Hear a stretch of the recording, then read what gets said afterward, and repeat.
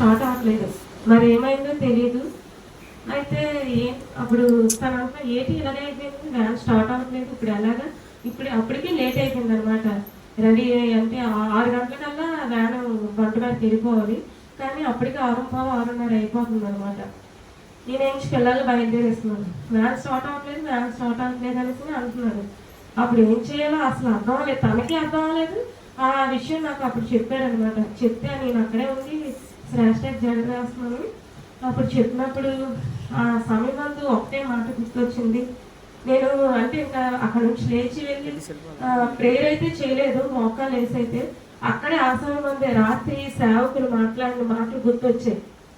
ఎలాంటి పరిస్థితిలోనైనా, ఏ స్థితిలో ఉన్నా, ఎలాంటి పరిస్థితిలోనైనా దేవుని మీద ఆధారపడాలి, దేవునికి లోబడి ఉండాలని ఆ మాటే గుర్తొచ్చింది. దేవుని మీద ఆధారపడితే ఎలాంటి సమస్యనే దేవుడు క్లియర్ చేస్తాడనేసి ఆ మాట గుర్తొచ్చినప్పుడు, ప్రభువా ఇప్పుడు ఈ వ్యాన్ కానీ స్టార్ట్ అవ్వకపోతే ఇప్పుడు చాలా ఇబ్బంది పడాలి. ఆటో మీద మరి తీసుకెళ్ళిన ఆ పేరెంట్స్ కూడా ఎందుకు ఆటో మీద తీసుకెళ్తున్నారని వాళ్ళు ఎన్నో మాట్లాడతారు. తర్వాత చాలా ఇబ్బందులు పడాలి, 2-3 ట్రిప్పులు వేస్తేనే కానీ ఆ పిల్లలందరినీ క్షేమంగా స్కూల్కి తీసుకెళ్ళలేరు అనమాట. టైము ఎక్కువ అయిపోద్ది, తర్వాత తిని కూడా ఎంతో ఇబ్బంది పడాలన్నమాట. ఒకటే అలాగా అక్కడే ఆ క్షణంలోనే అలాగే నించొని ఆ పిల్ల తనకి జడ వేసుకుంటే మనసులో అలా ప్రేయర్ చేస్తున్నాను.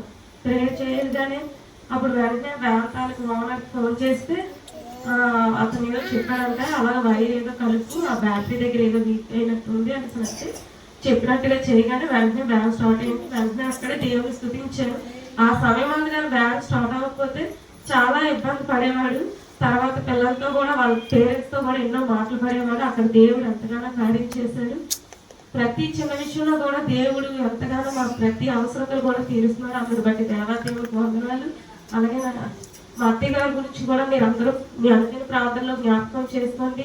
నిన్నే మళ్ళా అంటే ఆవిడ నొప్పి ఎక్కువ తట్టుకోలేకపోతుంది అనేసి నేను మళ్ళీ గీతం హాస్పిటల్కి తీసుకెళ్ళాం అనమాట. తీసుకెళ్తే ఎంఆర్ఐ స్కాన్ చూపిస్తే స్పైనల్ కార్డు వీక్ అయిపోయింది, స్పైన్ వీక్ అయింది, దానికి సర్జరీ పడుతుంది అనేసి చెప్పారనమాట. తర్వాత మళ్ళీ ఆ పెద్ద డాక్టర్ లీవ్ పెట్టారు. వెడ్నెస్డే వస్తారమ్మా, మీరు అప్పుడు రండి, అంతకల్లా ఎక్స్రే తీయించండి అన్నారు. ఎక్స్రే తీసాము. ఎక్స్రేలో ఏ ప్రాబ్లం లేకపోతే మెడిసిన్ ద్వారా రికవరీ అవుతుంది అనేసి అన్నట్టుగా మాట్లాడారు. మరి దేవుడి కృప వల్ల ఎక్స్రే మరి వెడ్నెస్డే పట్టుకెళ్ళి చూపిస్తాము.